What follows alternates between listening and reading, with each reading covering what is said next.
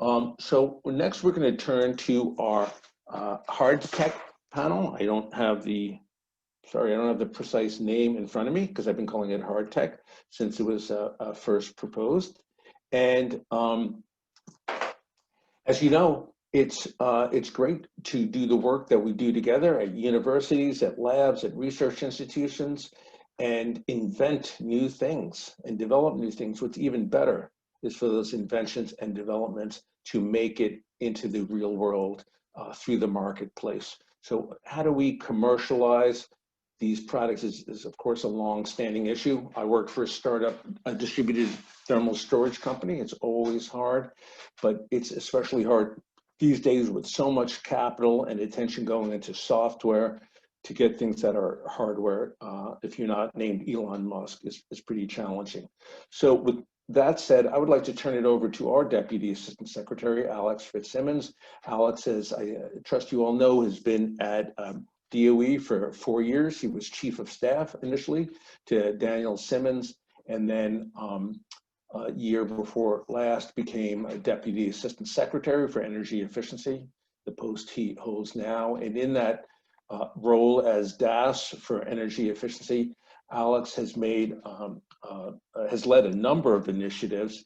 And I will say, Alex, I think the ones that are most important that you've done and have had the greatest impact on ERE and on BTO in particular is one, the work you've done to bring together the different offices under your stead, the Weatherization Office, the Federal Energy Management Office, Advanced Manufacturing, and us, and making sure we're all rowing in the same direction. Two, the work I referenced earlier, I don't know if you're on yet, with NASIO, the Return to Work Initiative, so that we can deal with the states and move quickly without a large influx of new appropriations. And three, and I think most importantly, your impact on field validation, field verification to make sure these technologies can be trusted and that we can validate their performance and we can verify them. So thank you for that work. Alex, let me turn it over to you and introduce the hard tech panel.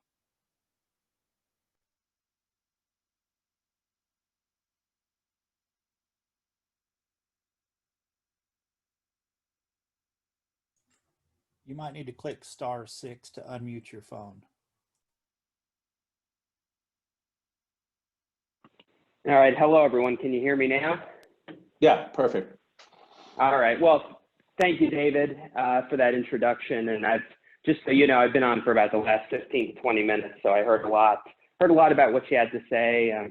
You said a lot about a lot of things, a lot of which I agree with. And, you know, whether you're coming at this, whether you're coming at energy efficiency or you're involved in the Building Technologies Office for the economic reasons, the environmental reasons, or climate reasons, I mean, there are a lot of reasons to engage in the work that the Building Technologies Office does. And but I'll talk a little bit about climate because David focused on it so much.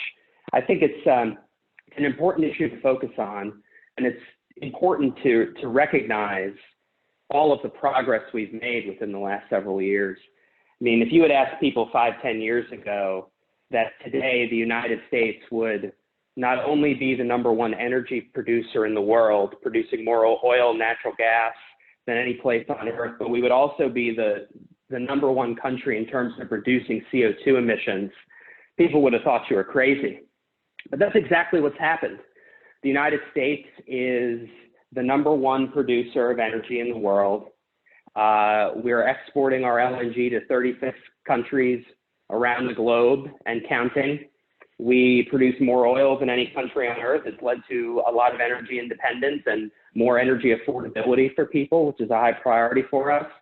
At the same time, we've also dramatically reduced wind and solar costs. And so we see much more wind and solar coming onto the grid, more energy storage with EV battery costs declining 90% in 10 years, LED light bulb costs declining by 90% in 10 years, thanks in part to a lot of the work that BTO has done over the years, while at the same time making sure that our regulatory environment preserves consumer choice and a wide range of lighting options for people.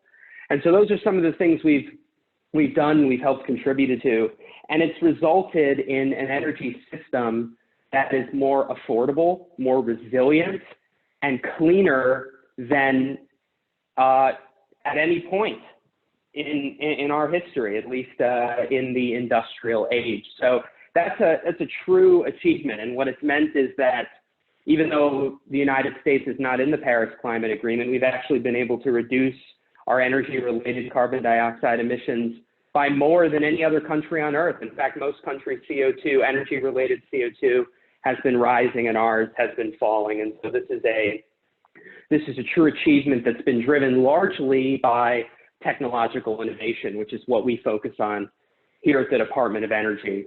And it's why it's so exciting to be in the energy efficiency space. The reason I wanted to become the Deputy Assistant Secretary for Energy Efficiency is because energy efficiency touches on more parts of our energy system and our economy than any other office or program within DOE. And that's not an exaggeration. You look at buildings consume 75% of our electricity, more than 80% during peak demand. You look at our manufacturing sector, and as David pointed out, I oversee our advanced manufacturing office as well. That represents about the other 25%. We have the entire economy covered. Everything we do, from the moment you wake up in the morning and turn on the lights to the moment you fall asleep at night, everything we do, energy efficiency permeates our entire lives, our country, our economy. And so what we have worked to do and what we've worked with David on is deploying our energy efficiency resources to strengthen the competitiveness of our building sector, our homes, our businesses. And I think as David has pointed out, we have a lot of successes to point to. And so I'm really glad to be joined here today to be introducing this panel because, and by the way, David, the panel's titled "Hardware is Hard. How do we commercialize hard tech building innovations faster?"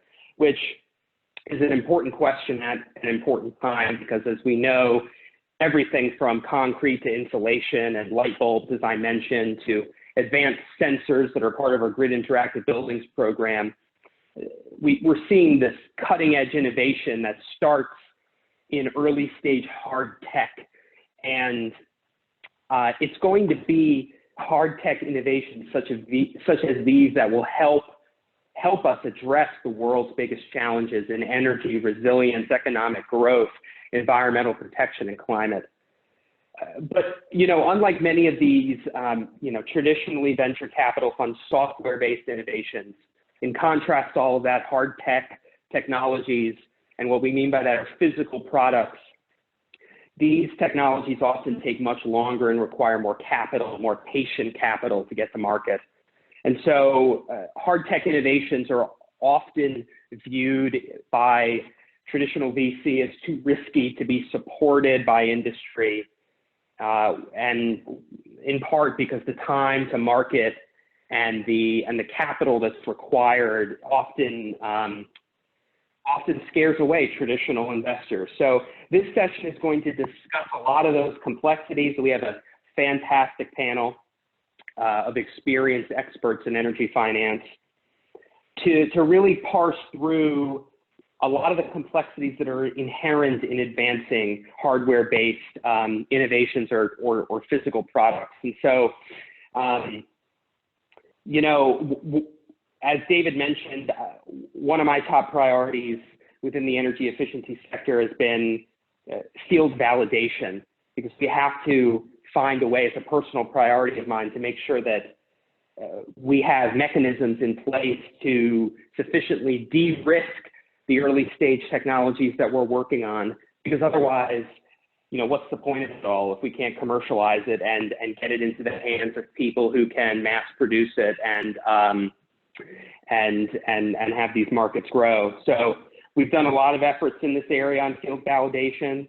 BTO has its proving ground public sector field validation funding opportunity that's focused on just this in partnership with state governments. And we've had a fantastic relationship with NASIO and all the state energy offices. Another example is our recent Connected Communities FOA that Secretary Brouillette announced a few weeks ago in Charlotte, North Carolina, which is the culmination of years of work in grid interactive efficient buildings. It's a $65 million funding opportunity that's focused on demonstrating how groups of buildings and distributed energy resources, whether it's solar or storage or EV charging, can connect and reliably and affordably integrate together to manage and optimize energy performance across a set of buildings and provide valuable services back to the grid. And so through this suite of field validation activities, everything from testing, measurement, and verification, all the things that are necessary to help de-risk technologies, we're focused on increasing the flexibility on the demand side and verifying our results in real world operating conditions so that we can increase market acceptance of many of these technologies. So without further ado, since we're already running quite a ways behind, let's get the panel started. You know, we're going to hear from a distinguished panel of experts who will discuss many of the biggest challenges across the hard tech space. And so we hope you'll learn from this panel. We hope you'll take away some interesting information. You'll make some good virtual connections. And because as David said, we're here to work for you. So with that, I'd like to hand it over to Elon Gur, CEO of Activate, to introduce and lead the panel.